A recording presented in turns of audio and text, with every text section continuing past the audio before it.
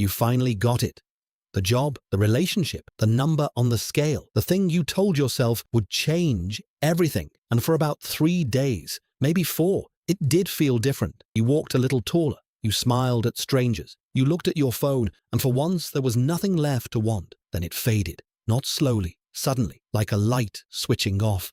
And now you're standing exactly where you always dreamed of standing. And you feel nothing, worse than nothing. You feel a strange, hollow disappointment you don't know how to explain to anyone without sounding ungrateful. Here's what nobody tells you. That emptiness is not a personal failure. It is not ingratitude. It is not depression, though it can feel like it. It is one of the oldest, most precisely engineered features of the human brain, and it was never designed to let you feel satisfied for long. Psychologists call it hedonic adaptation, but the real answer goes much deeper than a label. Your brain is not a happiness machine. It was never built to produce contentment. It was built over hundreds of thousands of years to keep you alive. And the most dangerous thing for a living creature is to stop wanting. Think about what satisfaction actually does to an organism. An animal that feels full, content, and complete has no reason to hunt again, no reason to scan the horizon, no reason to move. In evolutionary terms, that animal is already dead. It just doesn't know it yet. The moment you achieve something, the brain begins quietly dismantling the reward. So your brain evolved a system that makes satisfaction impossible to hold on to. It recalibrates, it resets the baseline, and what felt extraordinary last Tuesday becomes ordinary by Friday. This is not a bug, this is the engine. In 1978, researcher Philip Brickman at Northwestern University published one of the most unsettling studies in the history of psychology. He compared 2 groups of people. One group had recently won major lottery prizes. The other group had recently suffered severe spinal cord injuries and become paralyzed. The results shocked everyone. Within a year, the lottery winners reported no more happiness than they had felt before winning. In many cases, they reported less. Meanwhile, the paralysis survivors had largely returned to near their previous baseline of happiness, finding meaning and pleasure in daily life again. Brickman called this the hedonic treadmill. You run hard, and the treadmill matches your speed exactly. You never actually move. But why? Why would the brain do this? Because desire, not satisfaction, is what kept your ancestors breathing. Imagine you are living 40,000 years ago. You are hungry. Your entire nervous system locks onto one goal: find food. Your brain floods with dopamine, not when you eat, but when you first smell the animal, when you spot the tracks, when you lift the weapon. The anticipation is the reward. The hunt is where you feel most alive. You eat, dopamine drops.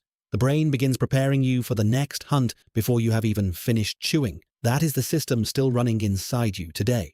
Dopamine, the chemical most people associate with pleasure, is not actually a pleasure chemical. Neuroscientist Kent Berridge at the University of Michigan spent decades separating what he called wanting from liking. His research showed that dopamine drives the wanting, the craving, the urgent reaching toward something. The liking, the actual pleasure of having the thing, is a completely different neurological system, and it is far weaker. You are biologically wired to want things more intensely than you will ever enjoy them. So when you finally get the promotion, the system that was driving you toward it shuts down. The dopamine pull disappears, and what's left is the liking system, which produces a far quieter, far shorter signal. Then that fades too, and the brain begins scanning for the next thing to want. You never felt empty because you failed.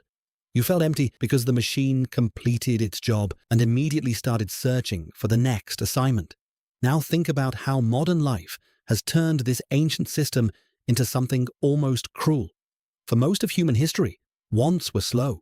You wanted shelter, food, safety, a companion. These were hard to get and took real time to earn. The dopamine cycle had natural pauses built in: rest, community, ritual, seasons. Today you can want something at 11 p.m.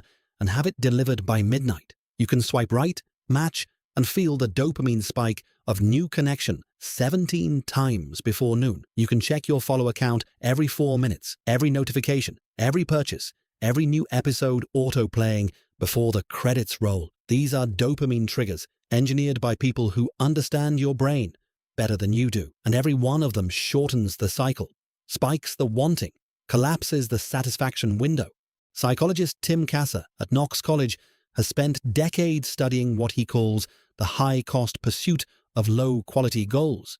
His research consistently shows that people who organize their lives around external achievements, wealth, status, appearance. Spend more time in the wanting cycle and less time in the slower, quieter states where genuine well-being actually lives. Relationships, presence, meaning, mastery for its own sake. The culture around you has been optimized for your wanting, not your having, certainly not your contentment. And here is the twist that makes all of this stranger. The wanting itself feels like purpose.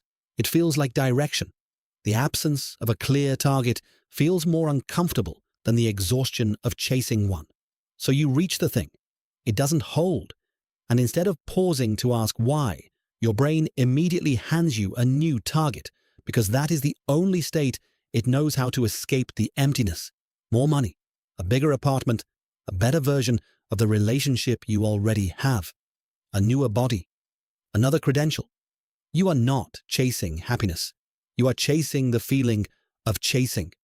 There is a way out of this, but it is not what most people expect.